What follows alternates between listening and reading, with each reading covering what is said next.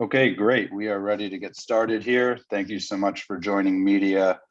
We are live now on the LA Sparks Twitter. So for those tuning in on social media, welcome. The Sparks are extremely excited to welcome back and re-sign Nneka Ogwumike, and we'll jump right into questions today. We'll start with Sabrina Merchant with SB Nation. Hey Nneka, congrats on the new deal. Happy to have you back with the Sparks.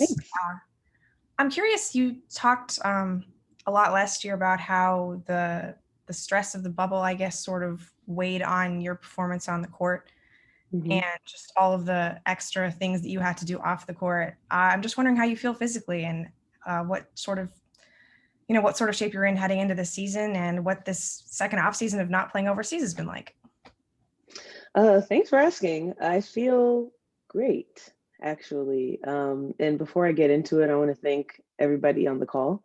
I'm all about empowering women, and to have media consistently cover us is great.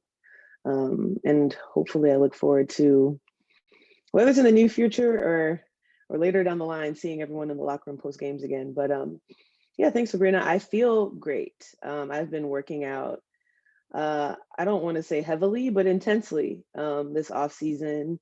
I think that everybody needed rest after last year, not just the bubble, but last year. And I took full advantage of that. And I feel really good now. I've been working with a strength coach that I've had since college, and she keeps me on my toes, and a team of people really that really cater to my my physical needs and also enhance my performance. So I feel really good. Although going overseas wasn't a thing for me this year, and even last year, it wasn't by design. I was supposed to go to China, of course, when the pandemic broke out. So it's been interesting playing 2 years in a row without going overseas, without necessarily planning for it. But I figured out my way. I figured out a routine that works for me, and I feel really good. Thanks, Sabrina. We'll go to David Yapkowitz with the next. Hey, Nneka. First of all, welcome back. Thanks. Shanae was mentioning just a couple days ago about how, there was people are making a lot about, who left, who you don't have, instead of, who you do have and who's still there.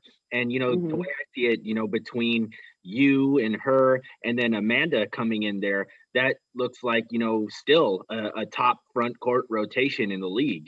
Shanae's always been a solid inside player. Amanda can stretch the floor, and then you being versatile and can do either. Just how do you see, at least for the three of you there, how you can all fit together like that and stack up against, some of the other front courts in the league? Yeah, sure. No, I appreciate that. I think you're right. This is what free agency is about, right? There's movement, and then there's stories about the movement.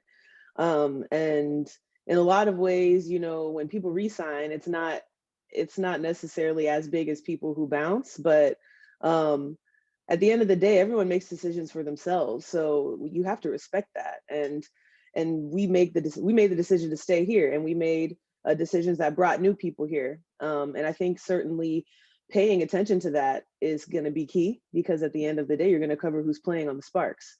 And as far as, matching up with the front court, I'm very excited. I have experience, obviously, playing with Shanae for a long time. And she's coming off of, kind of refurbishing herself in a lot of ways. And quite frankly, a major career that's kept her in tune with what's going on. And to have someone complement our front court as well, as in Amanda Zawabi. I don't have to tell everybody that she dropped almost 40 on us. And I feel as though that it's really great to hear that type of news, that someone who dropped 40 on you is going to now come to your team. So I'm really excited about playing with Amanda, and we have, Christine, and we have a lot of tweeners that I believe can really kind of expand how we play, much more to the style of what Fish has been trying to do. So I look forward to it. I'm certainly the veteran.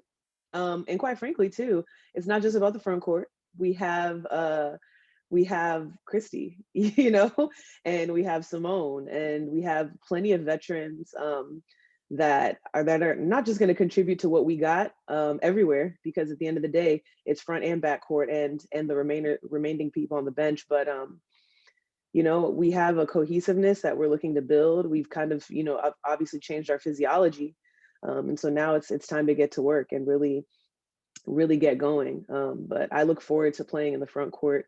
I don't consider it a new role. Nneka always brings Nneka, and I look forward to having partners in crime, both new and familiar, in the front court. Thanks, David. Miriam Swanson, LA Daily News. Hey, Nneka, echo everyone else. Welcome back. Yeah, so as I understand it, that you obviously had the core designation, but you were able and encouraged to kind of go and meet with other teams. I mean, how did that happen? Did you ask for that permission? Did you know? First of all, like, how did that happen? And then how did those meetings go, and what made you want to come back? Well, you know, like when it comes to contracts, you know, we have this extensive experience with the CBA we just signed. You know, there's two sides to everything, and then you got to kind of come in the middle.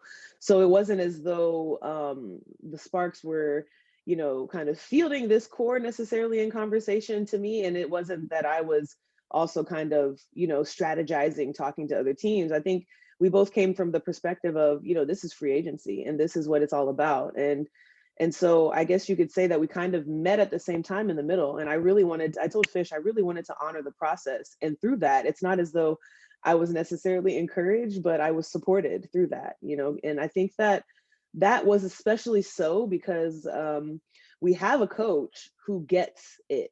You know, he gets what free agency is about. You know, it's certainly something that he's very familiar with. And with the changes in our league and the CBA leading to all of this movement, and that kind of intersecting with this moment of free agency in my life, I really wanted to honor that process and to be able to have conversations with other teams to ensure that, you know, that I really took into consideration my options, but most important, you know, that I had a good relationship with the Sparks as I did it. And so that's kind of how it happened. And I was transparent. Fish was transparent. Eric was transparent. And I feel as though that's not very popular in the business of sports, but that's how I wanted to approach it. And I'm happy that I did. Thanks, Miriam. We'll go to Chris Camello with Nightcast Media. Hey, Nneka, welcome back. Glad everything got sorted out for you. And Chris Camello here from Nightcast Media. I guess my question is, how do you feel about essentially, excuse the term, being handed the keys to the car, essentially, as far as the leadership goes? Obviously, you've been playing with Candace for a long time, Chelsea Gray as well. But with their departures, do you kind of feel like it's on you now to do the heavy burden of leading? I don't think leading is a heavy burden. I think that it's something that I try my best to do through example. As far as, you know, being handed the keys to the car, you know, there's times when I felt like with the Sparks that I was the designated driver. And so I'm very familiar with, you know, being behind the wheel. Of course, you know, it's been a role that's been different for each person in my time here. And I anticipate that that's what it's going to continue to be. I'm not the only one here. I'm not the only one on the team. But I now am officially the longest person that's been on the Sparks. And so that holds a lot of history, a lot of legacy, a lot of growth. And all I want to do is contribute to championship culture that we're looking to cultivate. Not really looking to cultivate, but looking to sustain. And I step up to the challenge, I step up to the task. And I know that I'm not doing it not only alone, but also with a support group and also leaders in their own right that will really contribute to the vision that we see for ourselves. So I love driving. Thanks, Chris. We'll go to Amanda Skrlock with the LA Sentinel. Hi, Nneka, welcome back. I think my question is, like, what does it mean to you that Simone Augustus is coming back for another year? I know you guys were like roommates during your time in the bubble. What does that mean to you, and what type of impact do you hope that she'll bring to the team? Well, I think it was already major news when she kind of catalyzed this movement last year. It was major news when she decided to continue her career with us, and I think that as word goes around, as players in this league, there's certain teammates that you want to play with, and she's at the top of the list. And I look forward to not just her bringing exactly what she brought last year in leadership, but also in productivity. I think last year she played out of position, as her career has kind of shown, and she stepped up to it. She was definitely a team player. She knows what she knows where she's been. She knows where she's at, and I think everyone just is grateful for whatever she can bring. So I'm really excited to have her back as a leader, both on and off the court, but most especially, I'm happy for her to be able to play in Los Angeles, hopefully. So that's still to be determined, but if that's the case, I'm excited for her to be able to play in the city. Thanks, Amanda. I'll go over to Howard Megdal with the New York Times. Nneka, great to chat with you always. I want to talk, if we could, about Chiney's 2021 and beyond. And, there's a lot of conversation about, obviously, what she does off the court, but this is also a multi-time All-Star and a former #1 overall pick. I'm wondering, when you sort of look at what her trajectory is as a player, one, how you see it coming along, and two, how you think you can help her reach that ceiling by being right with her. Oh, yeah. I mean, Chiney is, she's acrobatic in a lot of ways. She juggles so much, and she pours her whole self into it. And I think you make an excellent point. She's basically a household name off the court, as it pertains to her second job. But I really just want to contribute to her enjoying being on the court, her having fun. And when she's in that space of just enjoying the game, that's when Chiney's playing the best, and I hope that I can really kind of run it back from our Stanford days. And I look forward to milestones with my sister that maybe have never been done before. So I'm excited about that. And I also know that she's going to step up to the challenge. She has this loyalty to family that brings a beast out of her, and I'm looking forward to that. Thanks, Howard. We'll go to Pavi with H&B Media. Hey, Nneka. First off, welcome back. And also, you mentioned this roster kind of being a better implication of what Coach Fisher is trying to do. First off, can you speak to what exactly that is offensively and defensively, and how much does this play style kind of excite you, and how much was that a factor into you coming back and joining the Sparks? Yeah, I wouldn't necessarily say a better roster. I would just say that I can see what he's trying to do with, the style of play that he wants us to play, the types of players that he wants us to be. And he's very much all about, everyone contributing. He doesn't have the traditional sense of post stay inside, guard stay outside. And that's incredibly reflective in our practices. And I'm glad that I have a couple years under my belt, as I obviously continue to kind of, make it along my own career and be better as a player. And I lean heavily on his 5 rings, as I hope everyone does. He has that knowledge, not just as a coach, but as a player, to understand what it takes for the entire group to work like a machine. And that's certainly what he's all about. And it really does excite me. It excites me because it challenges me to be better. And I look forward to getting better on an individual basis, and of course, hopefully helping the team to get as many rings as he has. So Thanks, Pavi. We'll go to John W. Davis with Winsider. Hey, Nneka, how are you doing? Good. How are you? Doing well, doing well. So I want to ask you a similar question that I asked Simone and your sister, Janae. Okay. And I've asked them this, and it's not my opinion, but I'm just asking it because I think it's important. So, at the start of the 2021 season, there are going to be some people projecting the Sparks to probably be in the bottom 4 of the power rankings and not even making the playoffs in 2021. So, with your knowledge of all of the movement across the league and knowing who's on what teams and knowing what your team is, what's your personal opinion and professional opinion of that? If you could give me a little bit of analysis. Yeah. I probably won't give you much of an analysis. There's really 3 points on this. As media, it's your job to ask that type of question, and projections are a thing for media. And maybe it adds an element of competition for people to be right at the end.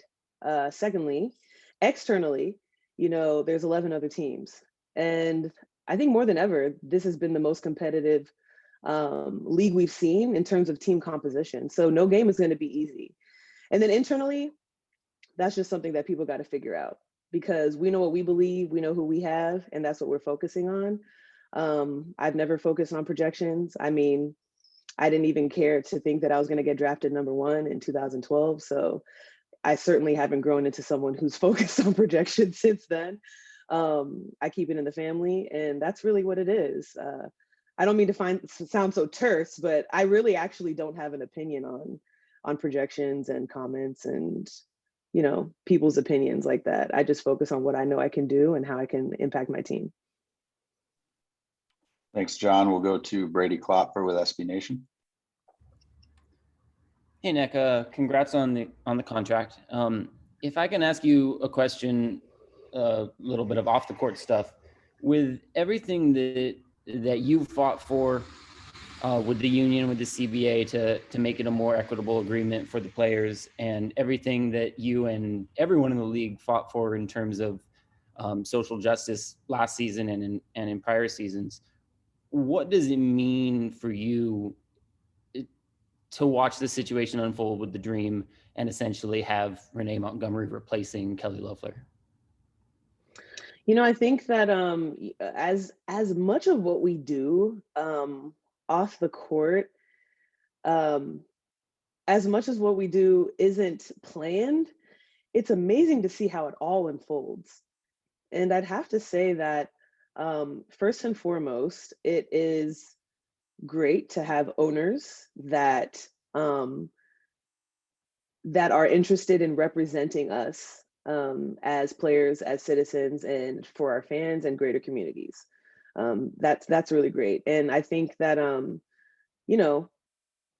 above all else, we have our sisters of the Atlanta Dream. We have their back, and it was incredibly important for us to be there for them and do what we could to support them.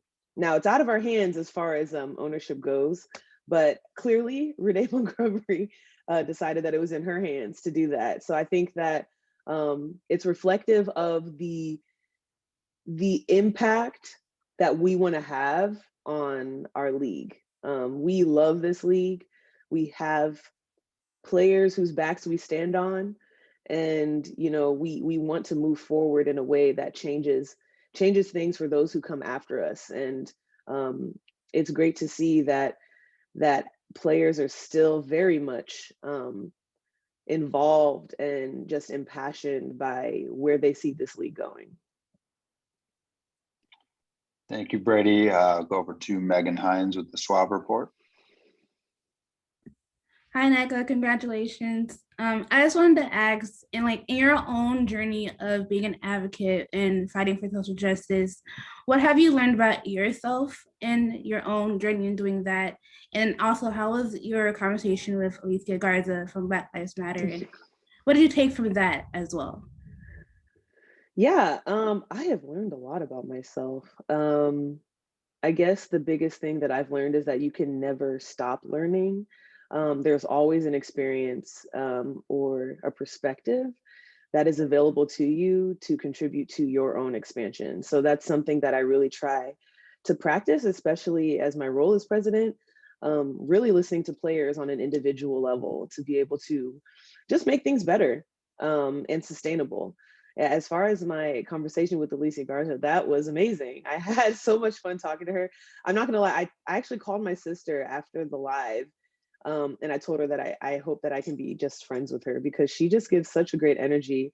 And I also love her perspective because she shares a similar idea in that, or philosophy in that, she doesn't like to be called an activist, or she doesn't see herself as one. She sees herself as an organizer. And I say that a lot. I always say that I don't prefer the word activism. And I'm glad you use the word advocacy, because that's certainly more along the route of which I try to be. And if I'm being frank, I think it's just humanism, because it's what everyone should be doing. It shouldn't be something extra that you act on. So it was such an enlightening conversation. I'm going to read her book without a doubt.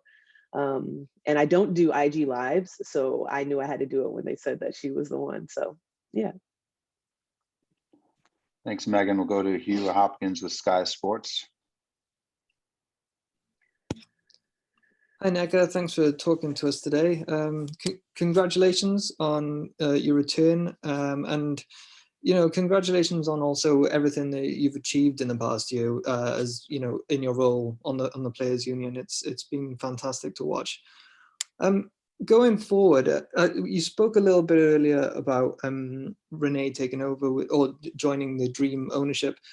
I wonder, has seeing her do that, has that made you consider your goals after basketball? Would you consider a future in ownership as a result of seeing someone go down that path? I think she definitely has opened the doors, or opened the minds of players to really consider how they want to be involved moving forward. I never really considered myself as being one of ownership, but definitely someone that can continue to influence women in sport, especially in basketball. I do hope, though, that as we experience, Renee becoming a part of the Atlanta ownership, I do hope that kind of brings attention for others who are clearly in the position and have the resources to own women's sports teams to do so. Whether, and it's not limited to athletes. It can be celebrities and luminaries in their fields. I look forward to mostly female ownership in women's sports leagues, and I know that there's a lot of amazingly phenomenal women out there with the means who can do that, most of which who are in places like Atlanta and even Los Angeles, New York, and so I'm hoping that I can contribute to that type of model of ownership in the WNBA and maybe even in other sports. Thanks. Time for just a few more today. We'll go over to Rico Cabrera with East LA Sports.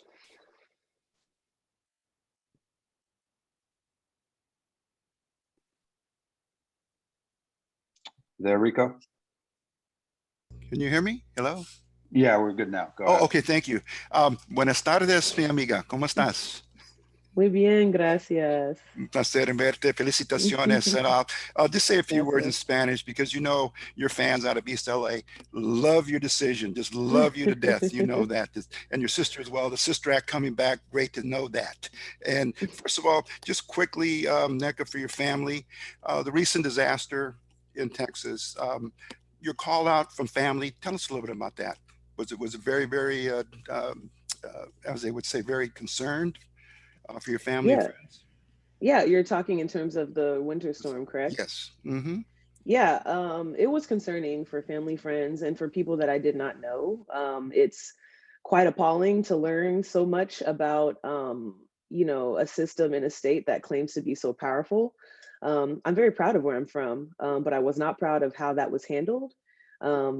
And also to know that it could have been prevented is really problematic. And there are people that are now living and still dealing with the damage done due to neglect. And quite frankly, I could not imagine taking a vacation during a time like that when my people were in need. And so I'm hoping that things will change. And I can't stress enough why it is important for us to not just vote for president. Thanks, Rico. Go over to Pepper Pursley with the next. Hi, Nneka. Congrats on the contract, and I love your hoodie. The impact of the WNBA's advocacy last season has been felt all across the country. What are the WNBA's next steps in terms of social activism, and how do you maintain that momentum? Excellent question. So, as I always like to say, our movement always kind of finds its moment, or it finds us. And as we're coming off of such a historical season in 2020, in which we dedicated to Say Her Name and for Black Lives Matter awareness, we're kind of channeling that also into the disparities that we spoke about in Black and Brown communities and against women as well. We're channeling that into education and awareness on health, especially concerning the COVID vaccine, the pandemic, and the healthcare resources available for marginalized groups. And so we've been actually having a lot of amazing COVID and vaccine education sessions amongst our players, hopefully, which will lead to campaigns we can be a part of, but most importantly, having that education lead to resources available for players to also be able to make that decision for themselves. So that's kind of what we've been on right now. And I'm learning a lot. And I'm hoping that as we see how things kind of evolve with the vaccine and its effects on the pandemic and the life that we knew before, I'm hoping that we can be a part of continuing to get educated and aligning with experts and scientists that can really help us make informed decisions and lead people to resources. Thank you. Thanks. Thanks so much, Pepper. We have just time for one more today and appreciate everyone in attendance, but we'll circle back to Brady Klopfer with SB Nation for the final question. Nneka, I just wanted to revisit your role on the team a tiny bit. You had mentioned, players that fit with what Fisher is wanting to do. And with this being your first year in the WNBA where you're not playing alongside Candace Parker, who is such a unique offensive player in the game, have you and Fisher talked about what your role is going to be and what the offense is going to look like now, presumably with less playmaking from the interior, but some more unique options and more shooting potentially? No, we haven't really discussed. I mean, to be honest, like the conversation hasn't really changed with the composition of our team being so new. It's obvious that there's huge shoes to be filled. But I'm so much a team player, and I always feel as though I try my best to fit in where I can, and to be as impactful as I can where I can be. And I think that Fish certainly hasn't wavered from what he's brought to the team 2 years ago. And I'm looking forward to seeing how that will continue to evolve with us obviously having this restructure. And I want to reiterate, as I said before, it's not as though we have better players for a new system. I can just see what he's trying to do with what we've been with the situation we've been presented with, and that also comes with focusing on what we have, and being respectful and celebratory of people making decisions on their own to go to where they want to go, and I think that it's certainly not about certain people not being around, and much more of a focus on what the Sparks got, the moves that we're making, the additions that we have made, and us being able to play in the style that he wants to play, which includes versatility, which contributes to playmaking across the board, despite the different types of players that we have. So I hope that answers your question. The style will obviously be different when CP isn't there, But I think that there's also a lot to look forward to. Thank you so much, Nneka, Brady, all the media for joining today. We will send out a video link to this shortly, and thanks again for your time. Thanks, everyone.